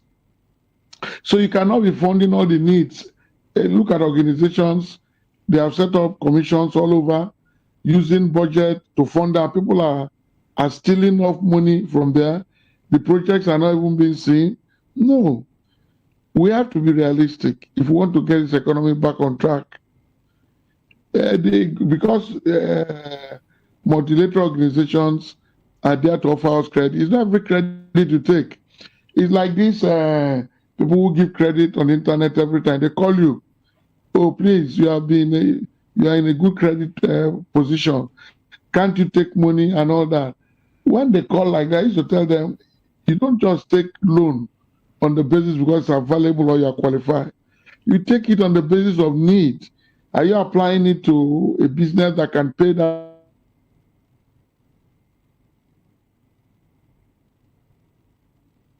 I guess we're having a network glitch and we can't get the audio feed of the Archbishop. Let's take the conversation to Comrade Roy Oriabo.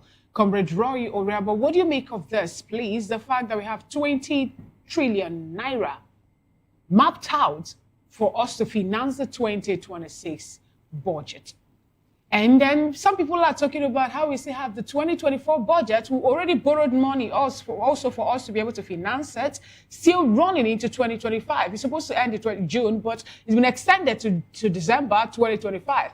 And we have 2025 budget still running too, with I think 14 trillion naira borrowed also for us to finance it. And we're having the 2026 budget and a projection of 20 trillion naira to be borrowed. We have oil benchmark price to be at 65 naira without considering whether there will be distortion or another. And even the barrels per day we're supposed to produce, we're yet to meet it. We're yet to meet the OPEC quota and all that. Help us walk around this, please. The borrowing. And how do we intend to come out of it? How dangerously is this economically?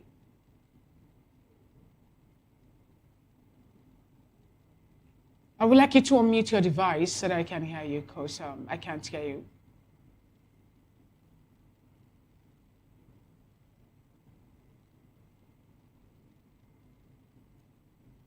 All right, I can't get the audio feed over. Comrade, okay, go on. I said it's a terrible situation we find ourselves in this country. When you take, I am lost economically about how the workings of Nigeria. Our borrowing spirit now is gradually becoming highly spiritual because I don't know what's going on. I'm not an economist, but I've tried to ask people that I'm lost and I need to be educated on this. How can it appears we are no longer as a country, we are not even generating any funds. We are not making money. And I don't know where we are heading to with this. When you say we are not generating any fund, we have the likes of, the customs. They were able to beat the money they're supposed to generate for the nation before the middle of the year. They were able to, they reached their benchmark. And we also saw that also played out with the FIRS. So when you say we're not generating money internally, we are generating, but why should we keep on borrowing to finance our budgets? Is it reflecting to our budgets? I was told in my elementary class that budget is an estimate. And those estimations are a product of what you tell you want to get so that you use it to plan. Why are we into borrowing? What are we borrowing for? If you take your mind, but we were told that immediately we will remove fuel subsidy. There will be told. How come now, after the removal of subsidy, instead of it to be a blessing, it's not a curse? It is not like Comrade, I like the fact that you talked about projects and borrowing from despite the fact that fuel subsidy was removed. Now, the handlers of the economy said that, look, I would like for us to balance it, the borrowings and the projects. We understand that there's a lot of projects going on in Nigeria. Talk about the Lagos Calabar Coastal Highway. Talk about the Lagos, the Badagry Sokoto Federal Highway and all of that. The renovation of the International Conference Center and all of that. And I also hear that the governors are getting more money, and some of the governors seem to be doing a lot. So should it really be a problem with us, for us? Because I would like for us to do the balancing. We are borrowing more money to do what? To finance the budget, and we are also investing in infrastructure. Don't you think that that's the right direction for us to travel? What kind of infrastructure are you talking about? I just mentioned some of them now. You mentioned, as of today, there is no federal president in Edo State. can you mention a road or any infrastructure going on in Edo State now that is being financed by federal government? I have never seen. And I'm happy I'm talking to you that you can also reach out to those in position of authority to tell us that this is an infrastructure going on in Edo State that is being financed by federal government. I have not seen it. So I'm sorry, comrade. I'm sorry to butt in at this moment, but your governor is getting more money. At least he's building flyover. I was in Benin the other day. Ramat Road, you know, the Ramat Junction is wearing a new look because of the flyover he's constructing. I understand that he's connecting Benin and Warri, Benin and some other parts of Delta State because he's getting more money. Is that federal project? I'm telling you, federal project, a project that's been financed by federal government. The flyover you are talking about is being financed by federal government. I need to be enlightened. Because that is my feeling about the whole arrangement. When you are saying governors are getting more money, what is the value of that money? What is the value of that money? Comrade, exactly my point. Exactly my point. Now, because first subsidy was removed, the governors are getting more money because when they go to FAAC, that is Federation Allocation Account Committee, the state commissioner goes home with a lot of money, unlike before. Now, when he goes to the state, like when he comes to Edo State, your governor assesses that money and he's building roads in Edo State, like the flyover I mentioned, and some other roads that I understand. I understand that Edo is now a construction site. Do you disagree with that? Simply because the governor is getting more money from the federation account. If he's getting more money, my position is, I think you are not getting my position. Is there any project that is being financed by federal government? Are they borrowing money? Federal government have their roads here. They have their project here that they're supposed to be financing. Is there anyone going on in the Edo State that's up today? The government is building infrastructure. I have no problem with that. That is a legacy project for him. I commended him for that. But we must know, it is the federal government that is borrowing money. You are talking about federal government building a super highway, building another. Edo State is not being mentioned. These are projects that are being done by the state, not bothered by the federal, because the federal that is going, they are borrowing this money. Well, comrade, I think I'm interested in this conversation. The fact that Edo State is not mentioned doesn't mean that, like the Lagos-Calabar Coastal Highway cuts through 9 states of the federation, and the Badagry-Sokoto cuts across more than 11 states of the federation. Isn't that good enough? What you are telling me, they are still at the level of paperwork. We are not seeing it physically. No, they are not. The Lagos-Calabar Coastal Highway, we already have 47 kilometers of road constructed in Lagos here. So it's work in progress. Lagos is the whole place of the president. He can decide to finance Lagos. We don't know what will happen in the next month. Can decide to abandon it after leaving Lagos. These are some of the issues. These are reality we have to face. And whether we like it or not, we should be able to pinpoint a project tied to federal government in Edo State. Federal government cannot be borrowing money, and there is nothing to show for it in Edo State. There's some federal presence and project that is being financed by them. That is my own brother I'm concerned about it. Which society borrow money to share? Are you sure any country who borrow money to share? When you borrow the money, we are duplicating offices in this country, and that is where the volume of money is going. We are duplicating offices. And do you expect to get a result like that? That you borrow money and share, people will not loot the money that have been borrowed and share, people will loot it. Is that how we want to develop our economy? Is the Nigeria economy now, is it doing more better? And that's the reason why I said the removal of subsidies is never a blessing to us. It's a cost. It's not a cost.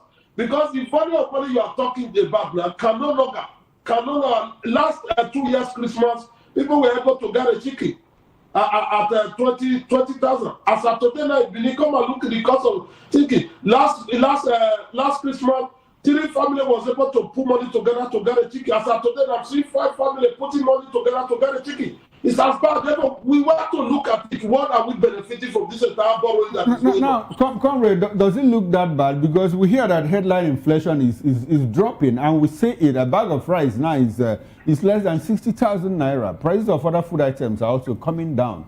You know, shouldn't the federal government take credit for that? No, at least you live in Lagos. You should be able to tell me that by yesterday you were able to secure a bag of rice at 50,000, so that you should be able to testify. Don't you go to market? You should tell me that this is not what they are telling us. Because over the year, the Nigerian government have not been able to tell us the truth. When they tell us A, they do B. We were told that removal of subsidy would make everything to be good for us. Is removal of subsidy helping us now as a country?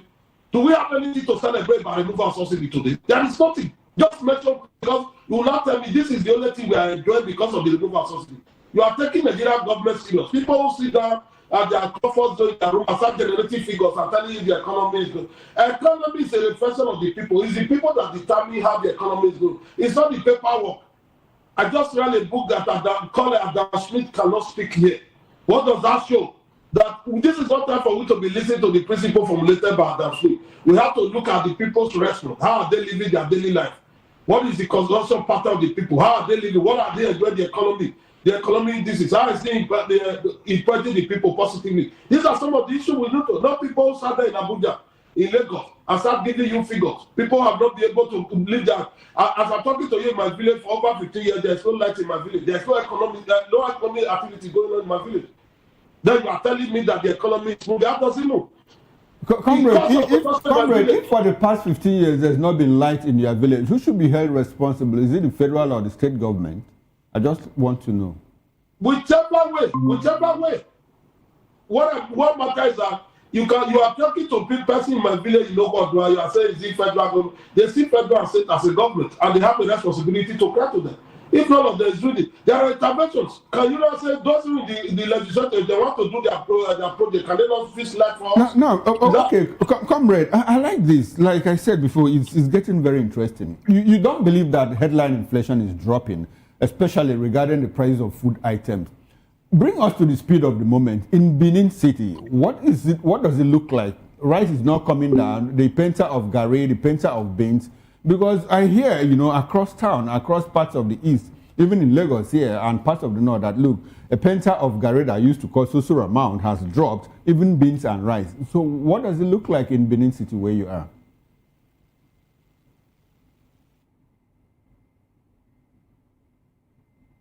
Hello, Comrade Roy, can you hear me? Well, unfortunately, we've lost connection with Comrade Roy, and also we cannot also reach Archbishop Bob Marley. Now we'll go for a short break, and when we return, we'll get into our last topic of discussion. EFCC, Malami rejects ownership of 46 bank accounts. Join us again, we'll be right back.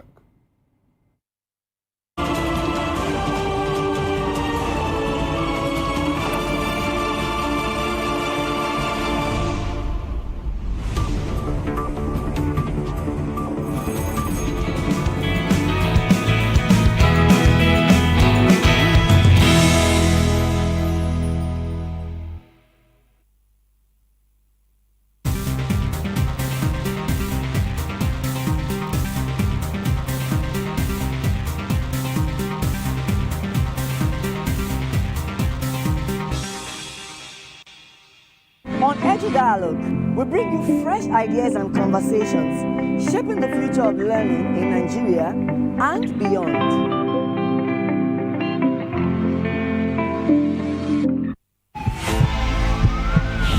This is Health Check, your weekly guide to better living, smarter choices, and trusted answers. From everyday wellness to urgent health issues, we've got you covered. Health Check, only on Voice of the People television, where your health has a voice.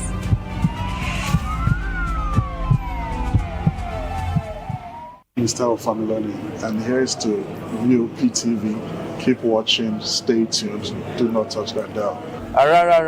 My name is Made Kuti, and you're watching VOP TV. Keep watching. Welcome, my name is Zika Davis. Distinguished ladies and gentlemen, boys, viewers, everybody, boys and girls. This is VOP TV.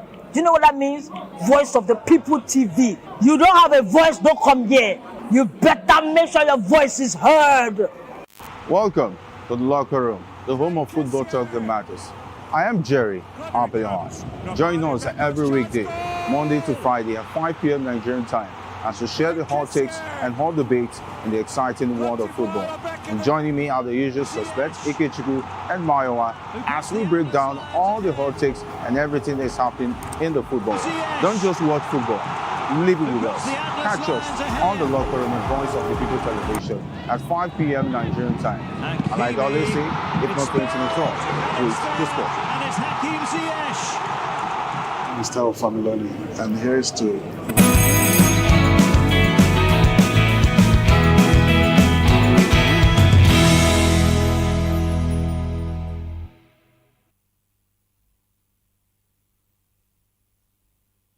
Welcome back. Unfortunately, network has not been very friendly, but let's see how far we can go.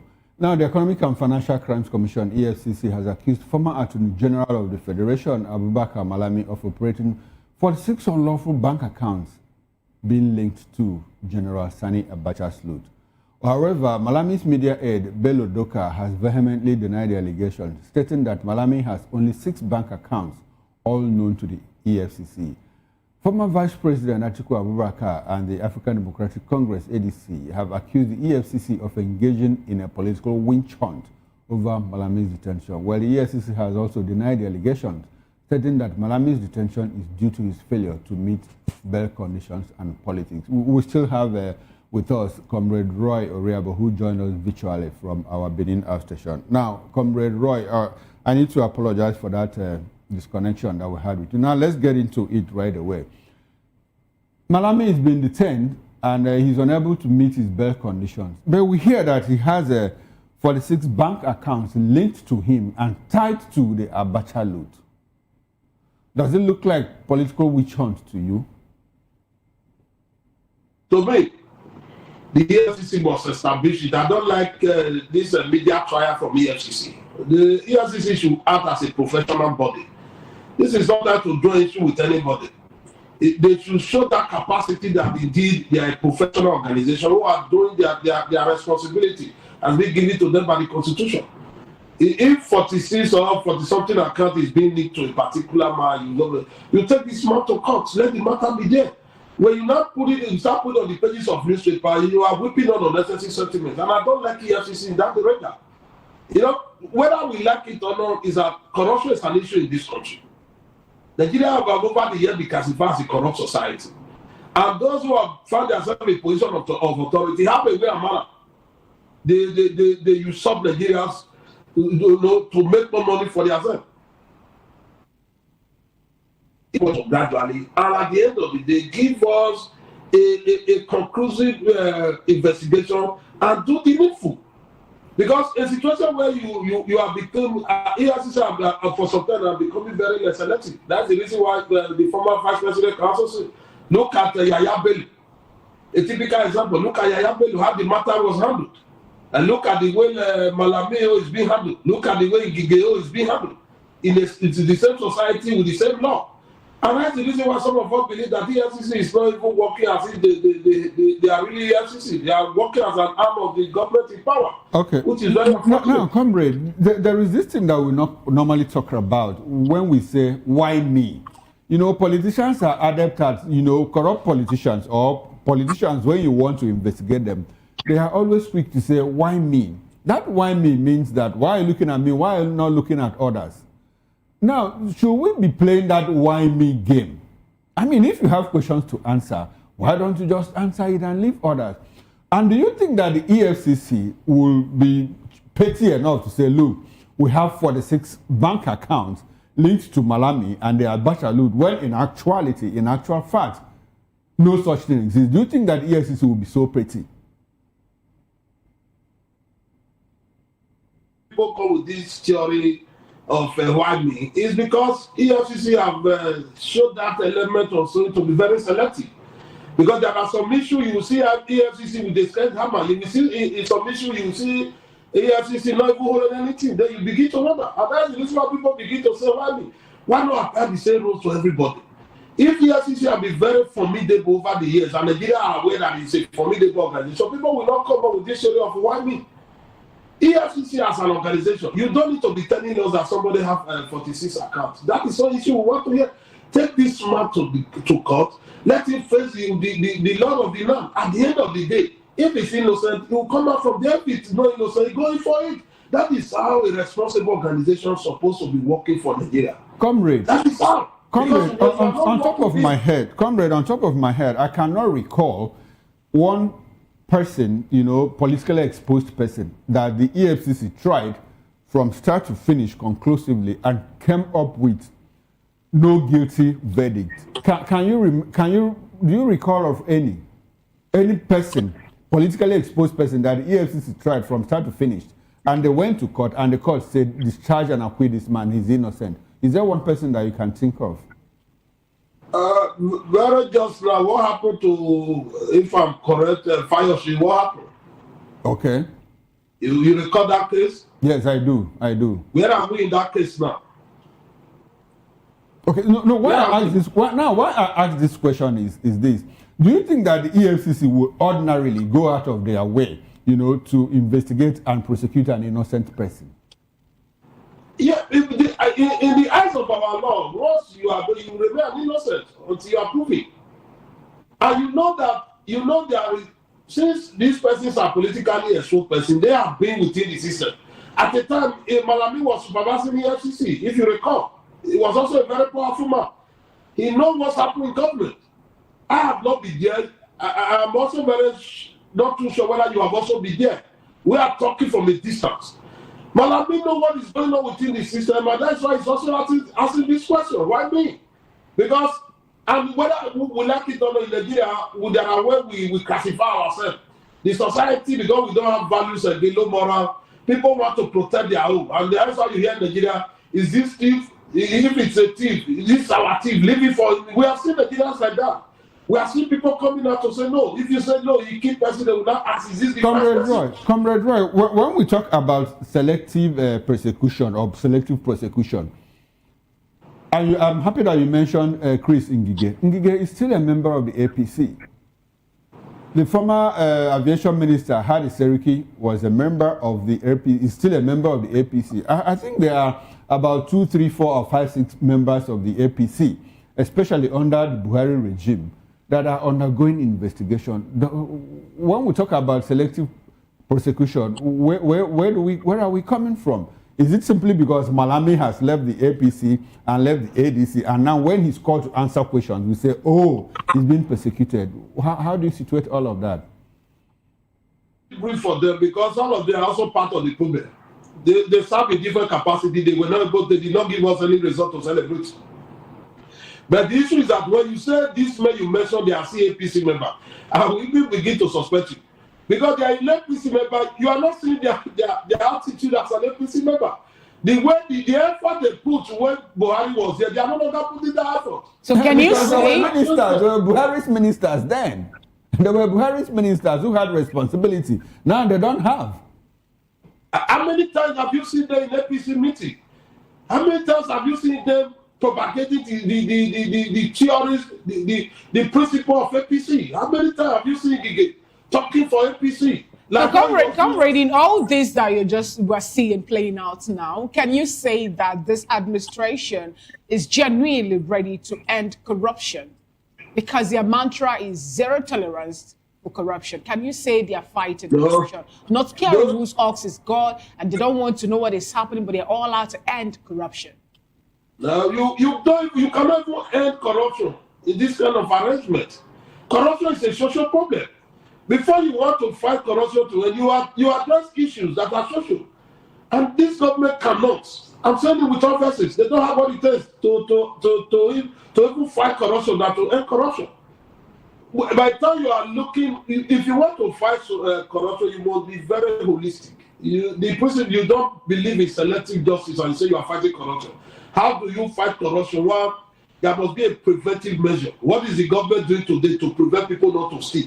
What is government doing to prevent people not to loot? These are some of the ways you can fight corruption, as I said, because it's a social issue. When you don't know what to do, you want people to continue to commit crime before you arrest them. You are not doing yourself well. You are supposed to prevent them. What is the government doing? You recall EFCC, it was the government of PDP that said at the time, said, let us have something to fight corruption. They came up with EFCC and ICPC. And now some of us have believed over the year that EFCC is no longer relevant in today's politics, and it's no longer relevant in Nigeria because some of the laws are now horrible. They don't have what it is. As at the time EFCC was formed and what they are doing now, it's a different ballgame entirely. Therefore, I believe strongly that EFCC need to be if possible, we should revisit the law that set up EFCC. And if possible again, EFCC should be scrapped. You scrap it and come up with another body. Because they are no longer involved with the latest development in terms of financial crime.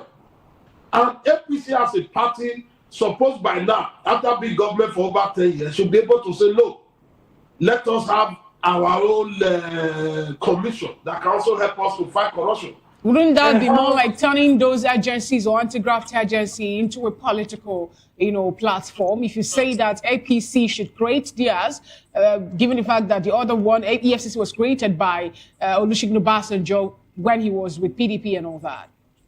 No, it's not. I don't take it to that political dimension. But what I mean is that EFCC is over 20 years now, if I'm correct.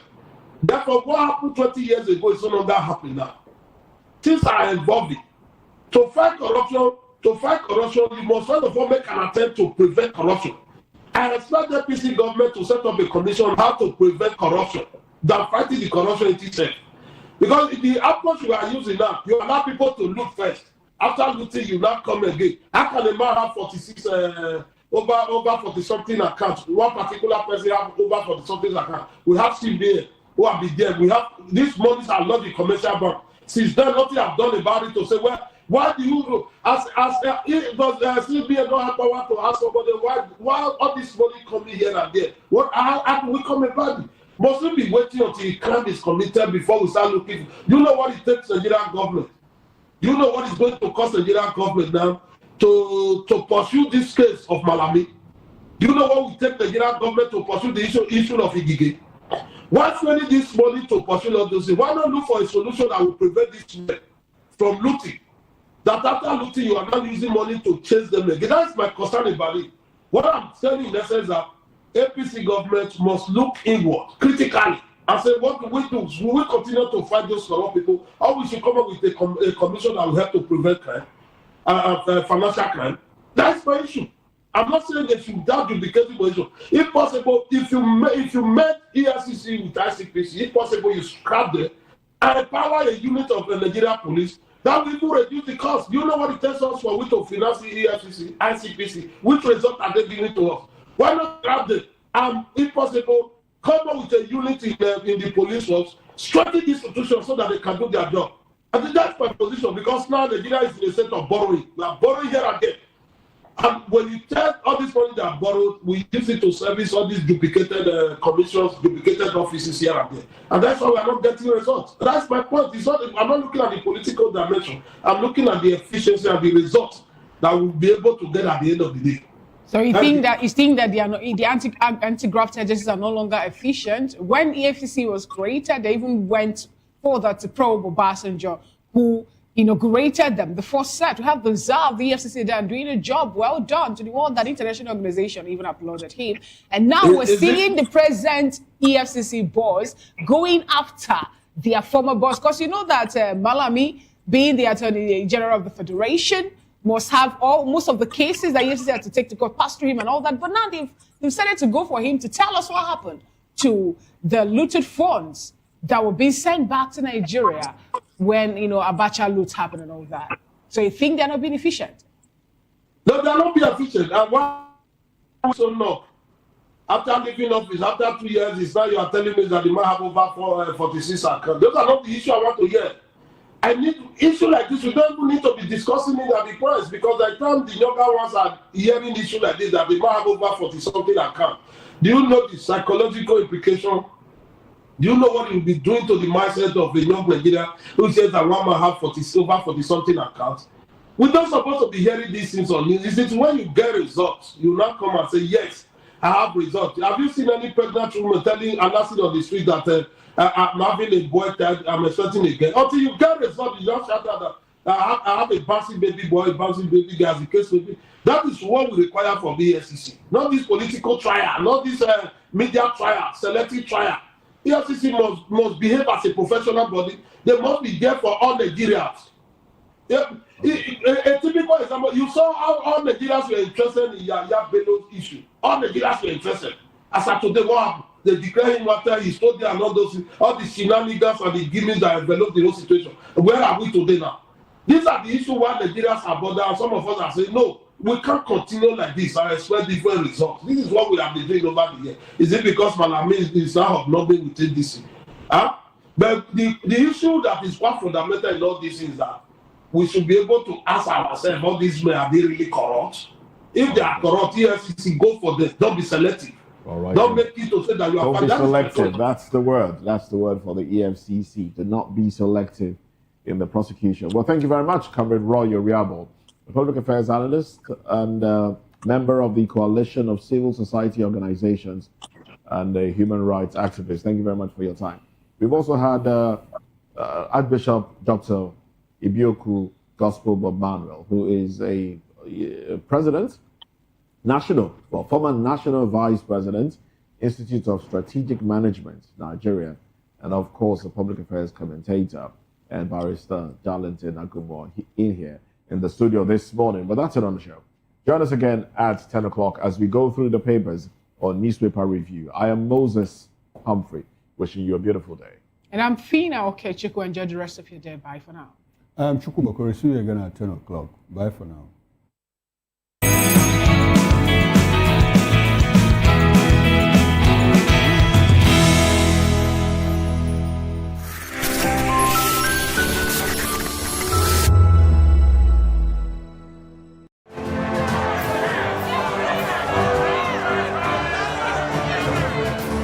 Do you want your voice to be heard?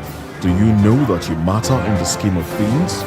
The People's Voice, the show where ordinary citizens take center stage as we discuss the biggest stories that affect you and I. With you in mind, we facilitate lively discussions, debates, and interviews on the topics that matter most to you and I. From social justice to economic empowerment, education to healthcare, governance, and more. Tackling tough topics and amplifying your voice. Join the conversation and make your voice count. The People's Voice. Make your voice count. Voice of the people. You can hear me now. My name is Patrick Doyle, and I wish that you continue to echo the voices of the people. Big up VOP TV. My name is Soibifa Dokobo. Please keep watching VOP TV. Hi, my name is Kwekumali Ikena Onyekwena, and I am with the Voice of the People TV. Now, if you're looking for the veritable channel for information, politics, robust discussions, you don't need to go far. VOP has you. VOP will always have you. Thank you. Hi, my name is Patrick Diabwa, aka Ibani Chuka, Amayanabo the Eagle King, and you are watching VOP TV. Stay with us. Behind every broken desk lies a broken promise. Education shapes the nations. But who is asking the right questions?